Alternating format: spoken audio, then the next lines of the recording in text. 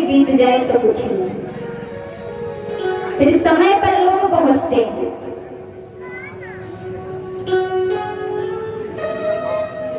कथा नहीं जो सुनता, आपने कल कथा श्रवण किया था ना, सती जी ने कथा नहीं सुना तो सती जी को जग संसार से जाना पड़ा। पति ने तो साथ छोड़ दिया था, भगवान शंकर ने तभी त्याग दिया था जब माता सती ने कथा नहीं सुनी, लेकिन अब एक और हट करने लगी पिता के घर जाने की। विवाह के बाद कहते हैं जो स्त्रियां होती हैं, पति अगर कह दे कि मायके मत जाओ तो नहीं जाना चाहिए। अगर पति बार बार आपको मना करता है तो आपको हट नहीं करना चाहिए। आज के समय में क्या चल रहा है कि विवाह होता है और विवाह के बाद जब स्त्रियां ससुराल आती हैं तो उनका राज चलने लगता है। चलता है कि नहीं? वो अपनी मनमानी करती है, सास ससुर कहे या ना कहे, लेकिन वो पहले ही तैयार होकर चली जाती है, यानी आज्ञा का पालन नहीं करती। वो पति की आज्ञा का पालन नहीं करती। भगवान शंकर ने कहा, लेकिन सती ने हठ किया। एक बार और भगवान शंकर जब सती माता को कथा सुनाने बैठे, अपने पास बैठाकर, तो कथा भी नहीं सुना।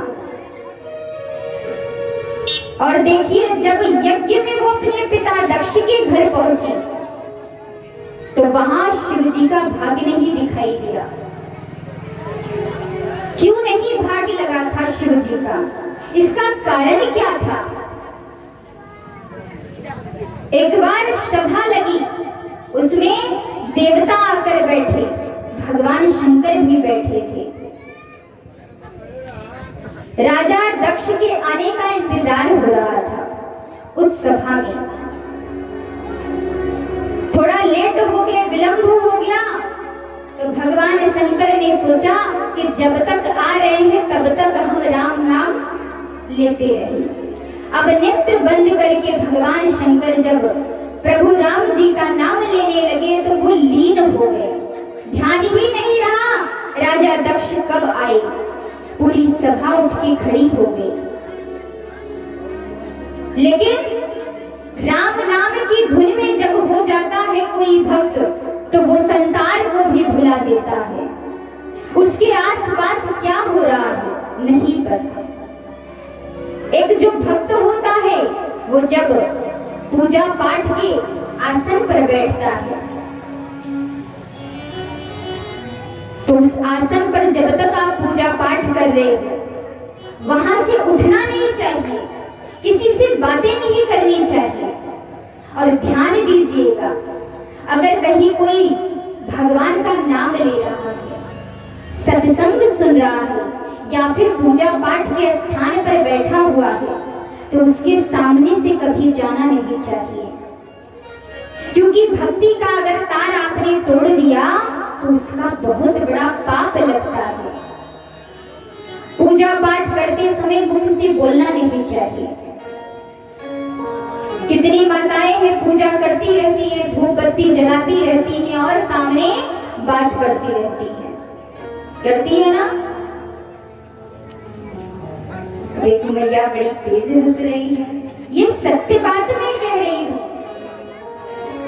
कहीं पति बुला रहे हैं, कहीं पड़ोस की ही आ गई तो क्या बोलते हैं, भगवान को तो इधर धूप बत्ती दिखा रहे, उधर कहते हैं जी सुनो रुको रुको आ रहे हैं, जाना नहीं। अरे वो चले जाएंगे तो हानि नहीं होगा आपका, लेकिन जब वो परमात्मा चले जाएंगे स्थान छोड़कर तो जीवन में हानि ही हानि है आपका। लाभ चाहिए तो पूरा ध्यान परमात्मा को दीजिए, अपना ध्यान भगवान की तरफ लगाइए, संसार की तरफ नहीं।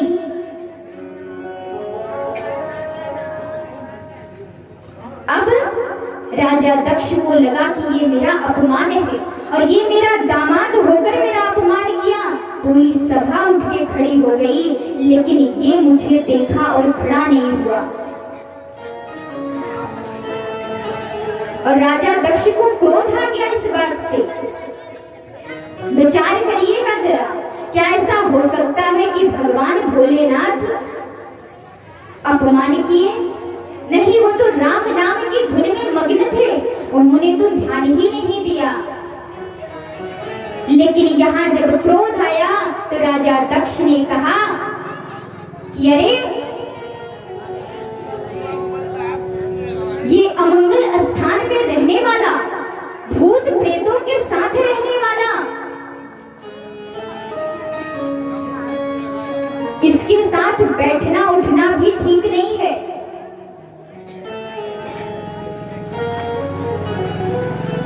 अब ये बात तो सत्य है।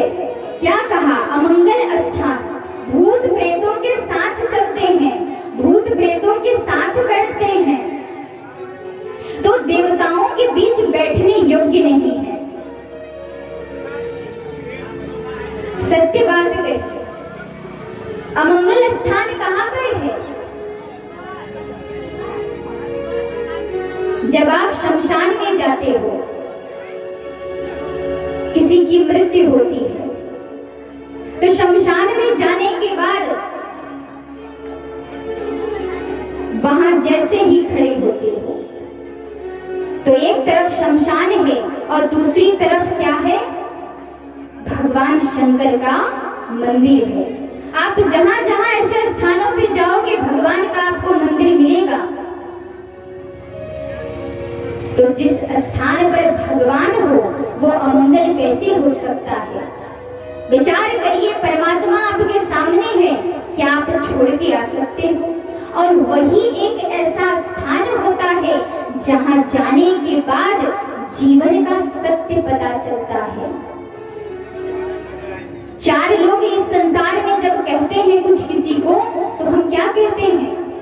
कोई कह दे कि भगवान की भक्ति करो तो शर्म आती है, कोई कहे माथे पर चंदन लगाओ तो शर्म आती है, अरे समाज वाले क्या कहेंगे। कोई कहता है धोती और कुर्ता पहन के चलो, तो लोग कहते हैं जींस पैंट में ही ठीक ठाक है, अरे कोई देखेगा तो क्या कहेगा। लोग कहते हैं ना कि चार लोग देखेंगे तो क्या कहेंगे।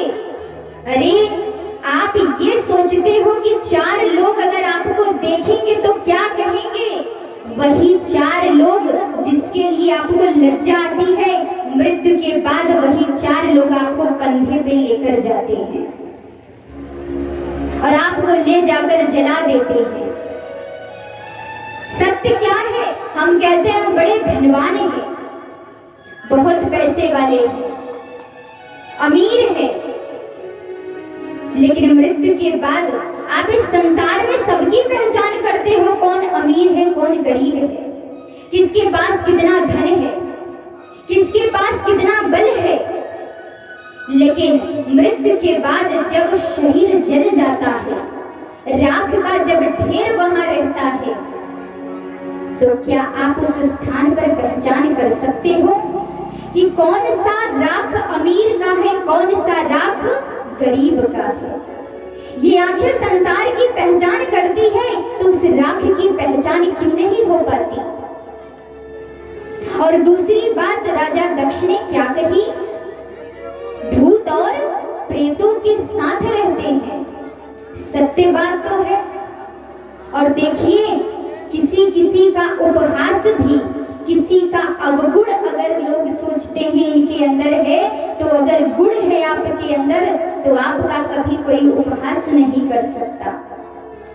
अगर आप अच्छे हैं तो चार लोग अगर आपको बुरे भला कह रहे हैं तो उससे कोई फर्क नहीं पड़ता, क्योंकि आप सत्य हो, आप सही हो अपने स्थान पर।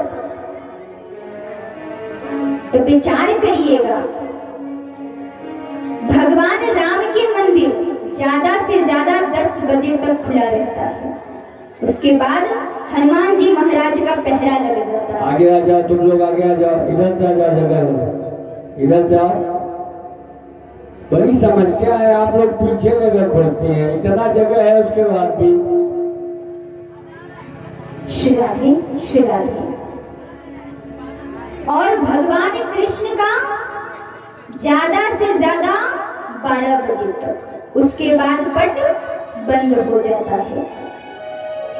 अब बचे भगवान शंकर, तो जरा विचार करिएगा, भगवान राम जी का पट बंद हो गया, भूत और प्रेत वहां नहीं जा सकते।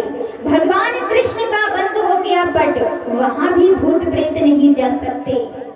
तो अगर भगवान शंकर इन भूत प्रेतों को अपने पास ना बुलाते तो ये भूत और प्रेत कहां जाते?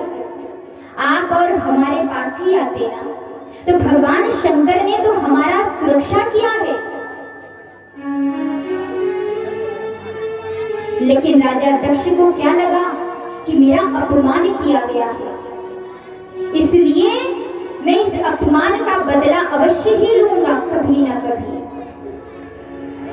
और देखिए, कभी भी किसी का अपमान करना नहीं चाहिए, लेकिन हम संसार वालों का करते हैं। इस सभा में अपमान नहीं हुआ, लेकिन एक सोच होती है। मानव जैसा सोचता है, उसके विचार जैसे होते हैं, वो वैसा ही समझ लेता है।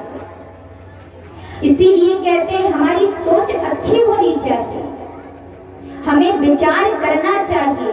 और कहा गया है ना, बिन विचारे जो करे सो पाछे पछताए। ऐसे ही इस संसार